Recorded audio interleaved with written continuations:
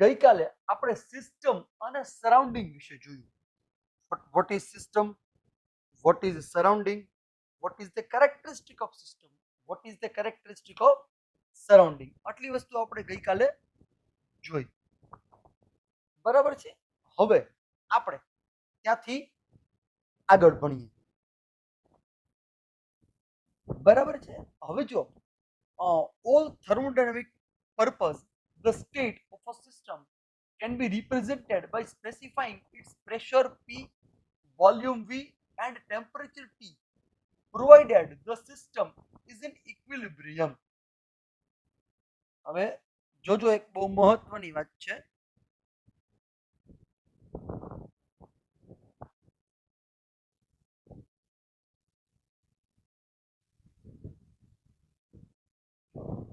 બરાબર.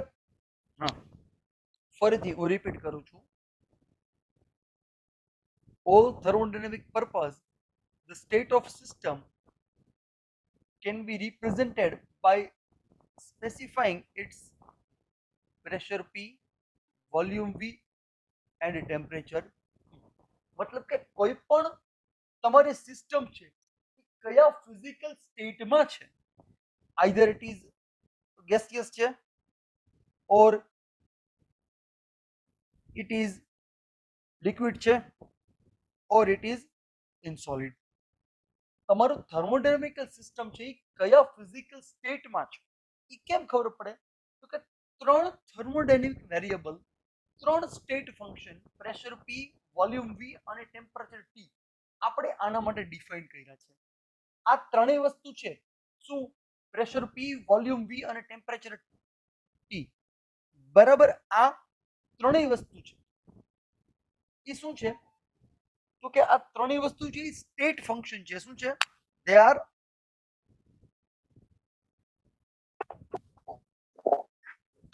State function.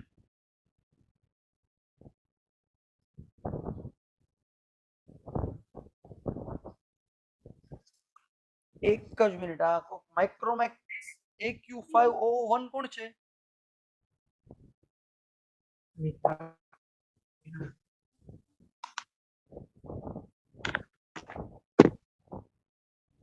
એક જ મિનિટ. આમાં કંઈક આ માઇક્રોમેક્સ AQ501 કોણ છે?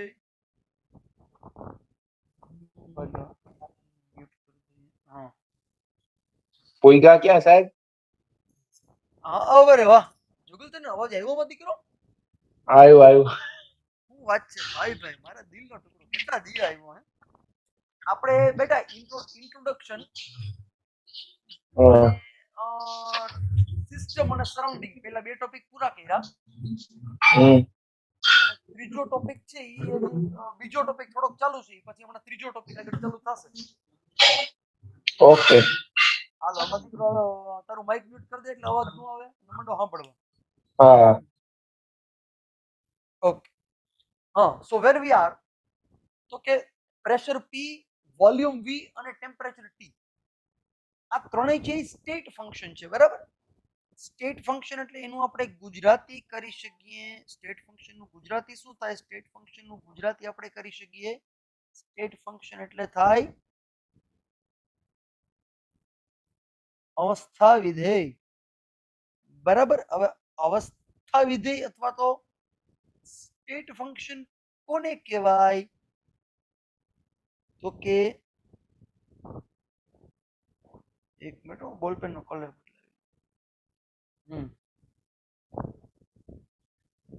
the function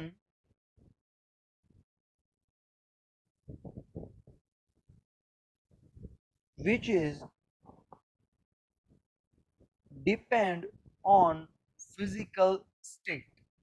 એટલે કે એવા વેરિયેબલ, એવા ફંક્શન, એવી ભૌતિક રાશિ કે જે પદાર્થના ફિઝિકલ સ્ટેટ, એના શું કહેવાય, એનું ભૌતિક અવસ્થા કઈ છે એના ઉપર આધાર રાખે. બરાબર. ફિઝિકલ સ્ટેટ આપણે ત્રણ ભણી ગયા, આમ તો લિક્વિડ, સોલિડ અને ગેસિયસ. તો કોઈ પણ થર્મોડાયનેમિકલ સિસ્ટમ છે એ આપેલા પ્રેશર, આપેલા વોલ્યુમ ને આપેલા ટેમ્પરેચર, ધારો કે લિક્વિડમાં છે, તો પછી તમે એનું પ્રેશર બદલાવો, એનું વોલ્યુમ બદલાવો કે એનું ટેમ્પરેચર બદલાવો, ત્રણમાંથી કોઈ પણ એક વેરિયેબલ ચેન્જ કરો તો પણ એ લિક્વિડમાંથી સોલિડમાં કે લિક્વિડમાંથી ગેસિયસમાં જઈ શકે. બરાબર. એટલે આ બધા જે પેરામીટર છે, બરાબર, આ બધા પેરામીટર છે ક્યાં? પ્રેશર પી, વોલ્યુમ વી ને ટેમ્પરેચર ટી. આ ત્રણેય બધા પેરામીટર છે એ સ્ટેટ ફંક્શન છે. શું છે? એ સ્ટેટ ફંક્શન, અવસ્થા વિધેય છે. પદાર્થની અવસ્થાને નક્કી કરે છે કે પદાર્થની અવસ્થા કઈ છે, ઘન, પ્રવાહી કે વાયુ. બરાબર છે. ઉપરાંત આ ત્રણેયની વેલ્યુ, ત્રણ એટલે કોણ? પ્રેશર પી, વોલ્યુમ વી ને ટેમ્પરેચર ટી. આ ત્રણેયની વેલ્યુ એ તમને શું આપે છે? તો કે આ ત્રણેયની વેલ્યુ એ તમને એક બીજું ફંક્શન આપે છે જેને કહેવાય સિસ્ટમ ઇઝ ઇન ઇક્વિલિબ્રિયમ. એટલે કે એ તમારી સિસ્ટમ છે એને ઇક્વિલિબ્રિયમમાં, એને સમતામાં રાખે છે. બરાબર. આપણે આની પછીનો ટોપિક જોવાનો છે, બરાબર, એ છે થર્મલ ઇક્વિલિબ્રિયમ અને થર્મોડાયનેમિકલ ઇક્વિલિબ્રિયમ. હવે પહેલા તો ઇક્વિલિબ્રિયમ એટલે શું? તો ઇક્વિલિબ્રિયમ એટલે સમતા, ઇક્વાલિટી.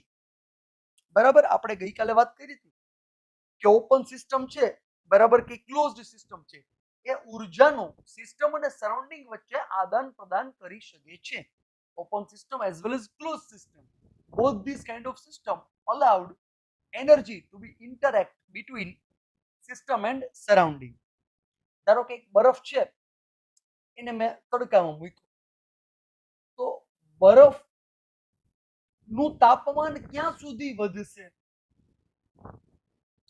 તો કે બરફનું તાપમાન, પહેલા તો બરફ છે એ પીગળીને પાણી થાય, પછી પાણી એ ગરમ થશે. પાણી પીગળે ત્યારે 1 ડિગ્રી હોય, પણ વાતાવરણનું તાપમાન કેટલું છે? તો કે ધારો કે 15 ડિગ્રી. તો બરફનું તાપમાન ક્યાં સુધી ઘટે? તો કે જ્યાં સુધી બરફનું તાપમાન વાતાવરણના તાપમાન જેટલું ન થઈ જાય ત્યાં સુધી ઘટે. તો બરફનું ને વાતાવરણનું તાપમાન સરખું થઈ ગયું, એનો મતલબ શું થયો? એનો મતલબ એ થયો કે આ ત્રણેય માટે પ્રેશર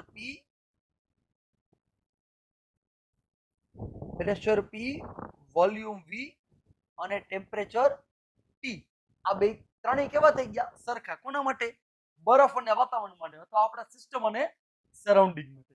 તો જ્યાં સુધી સિસ્ટમ અને સરાઉન્ડિંગના ત્રણેય પેરામીટર સરખા ન થઈ જાય ત્યાં સુધી જે પેરામીટર છે એ અલગ હોય એ પેરામીટર બદલે.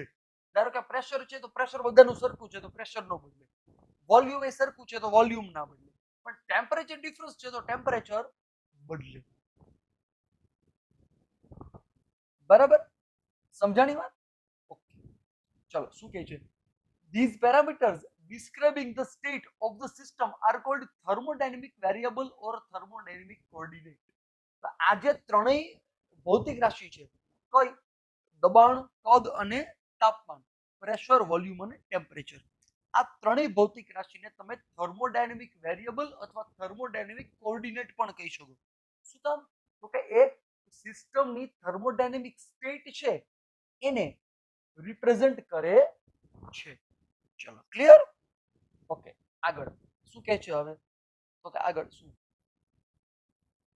Thus, a thermodynamic system is one which can be described in the term of thermodynamic coordinate.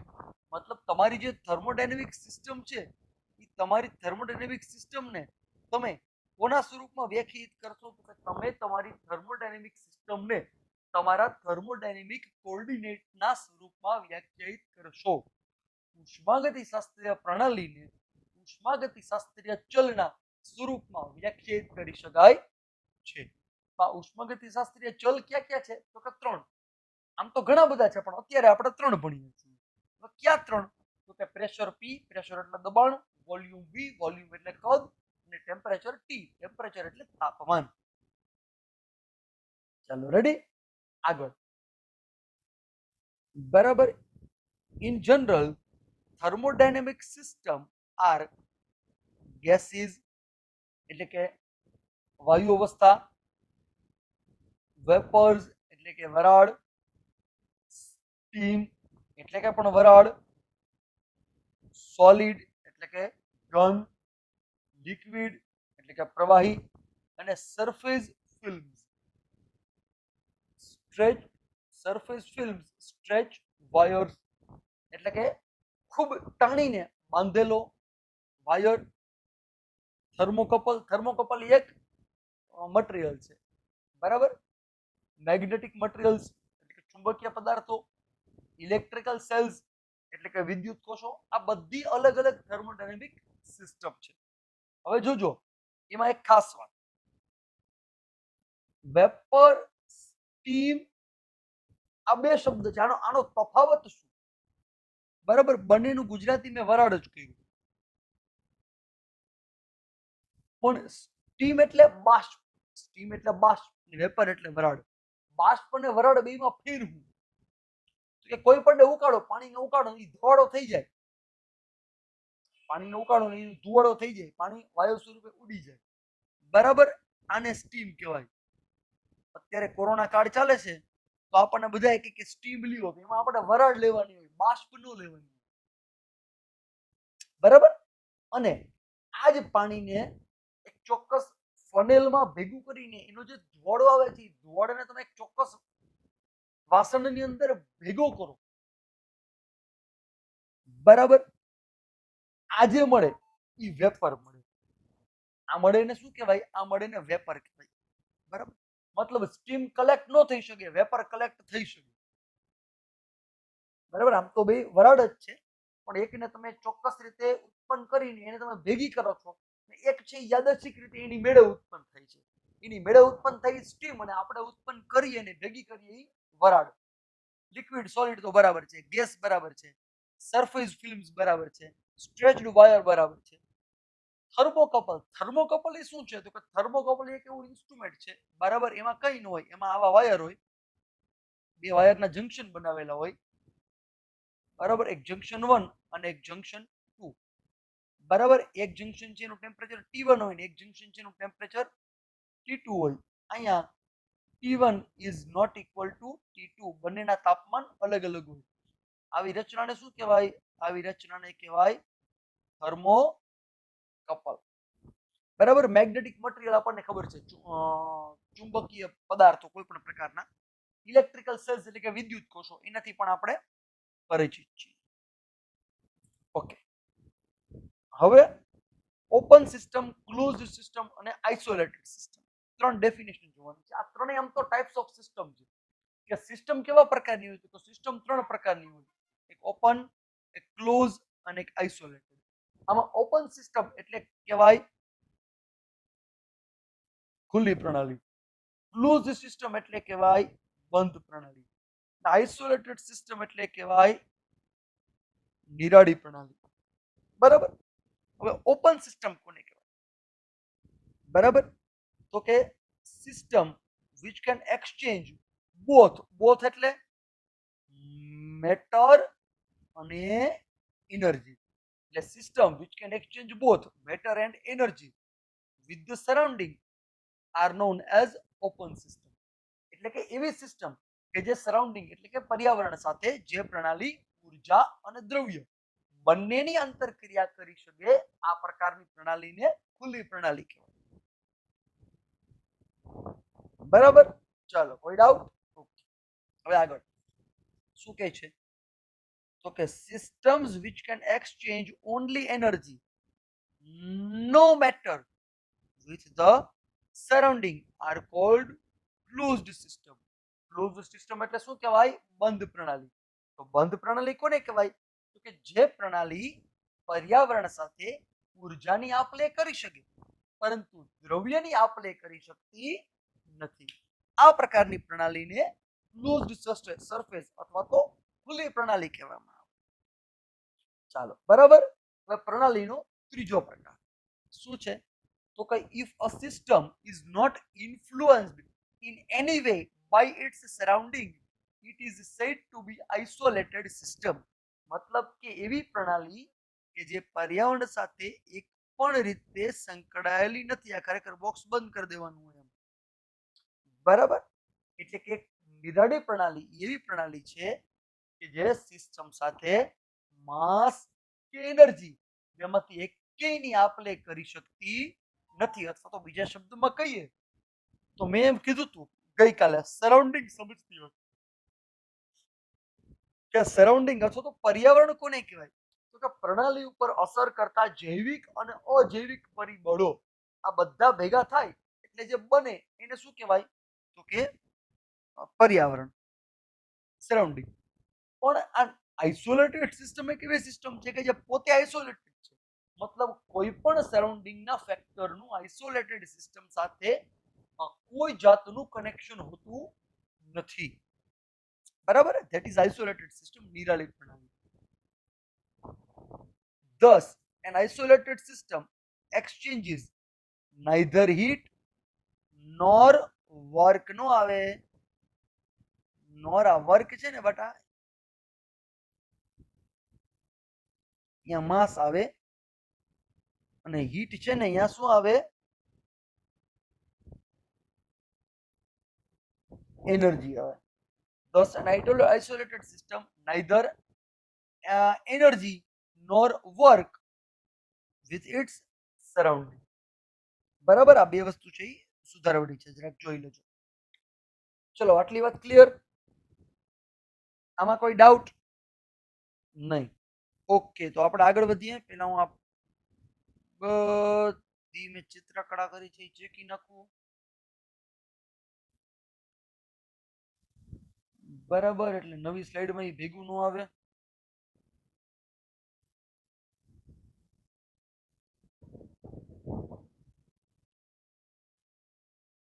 મેં ચિત્રકળા કરી છે એ બધી હું ચેકી નાખું એટલે નવી સ્લાઇડમાં મને ભેગી ન આવે.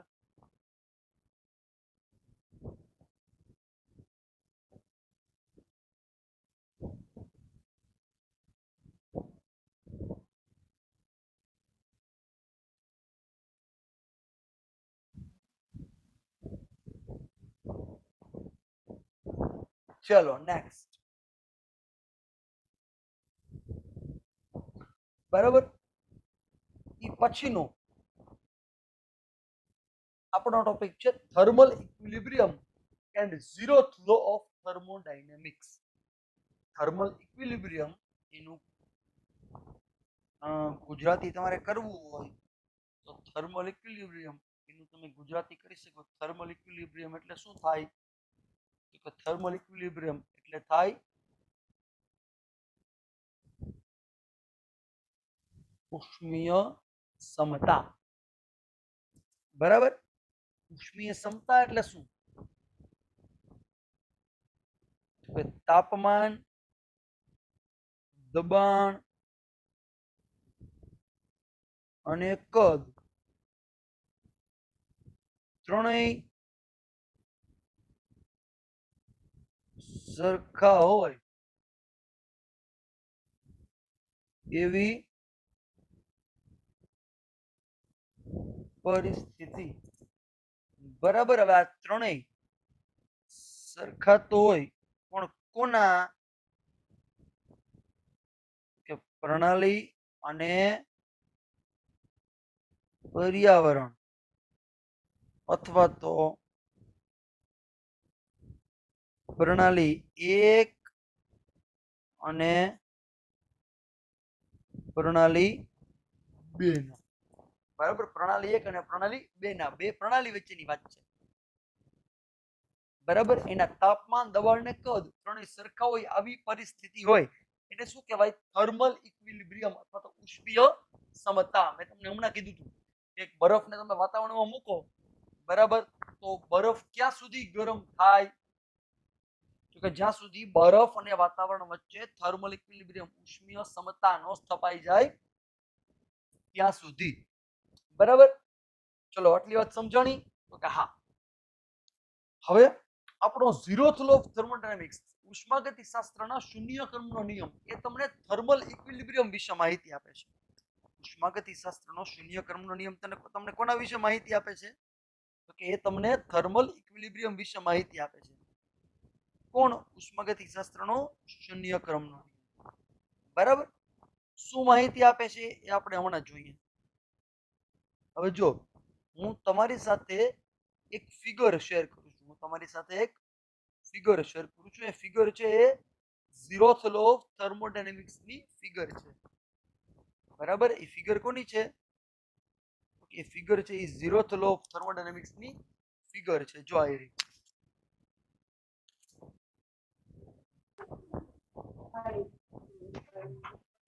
ભાઈ કોને માઇક ચાલુ કર્યું? હું થયું?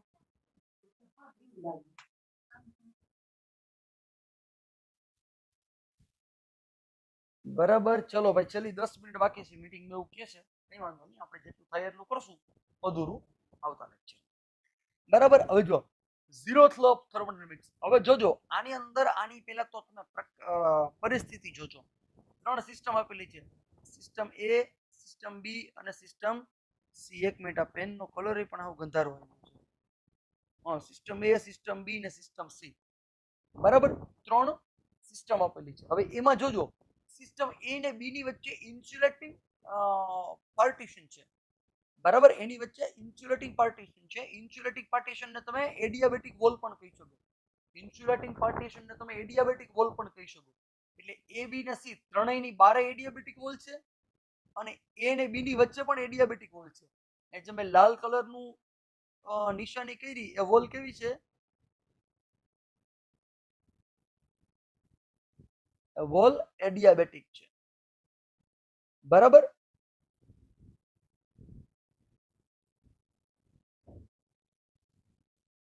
જ્યારે હવે અહીંયા તમે જો એ ને સી વચ્ચેની વોલ જો, બી ને સી વચ્ચેની વોલ જો, આ વોલ કેવી છે? આ વોલ છે ને ઈ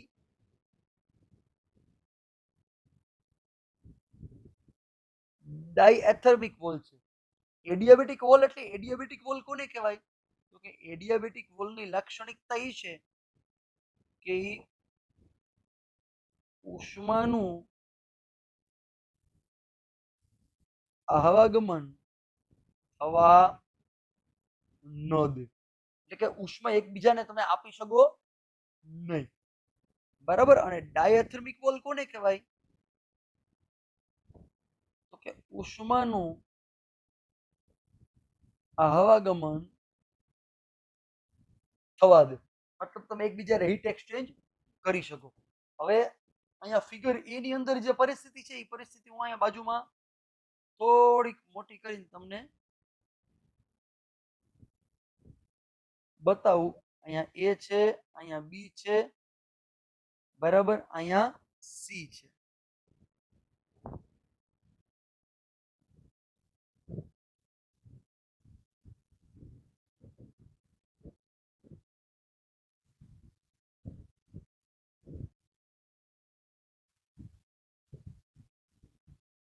હવે જો હવે પરિસ્થિતિ શું છે? બરાબર, તો કે એ અને બી બે એકબીજાના સંપર્કમાં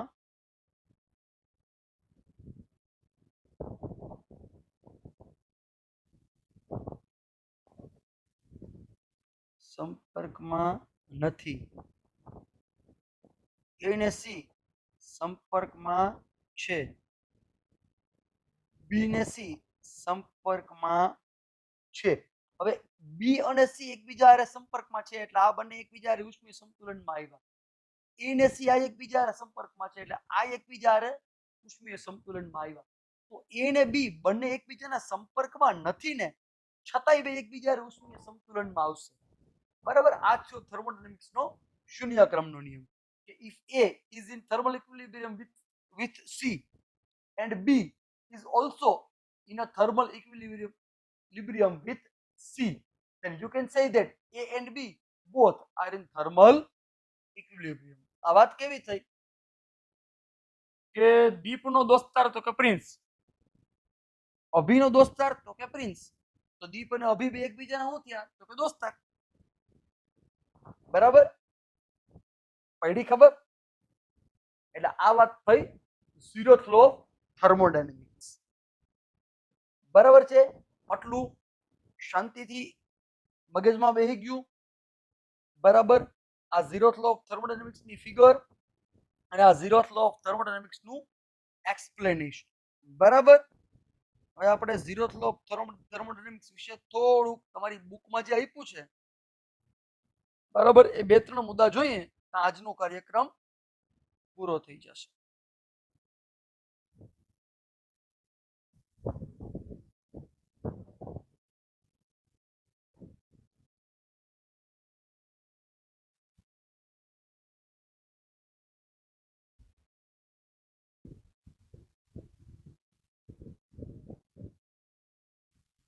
જો a thermodynamic system is said to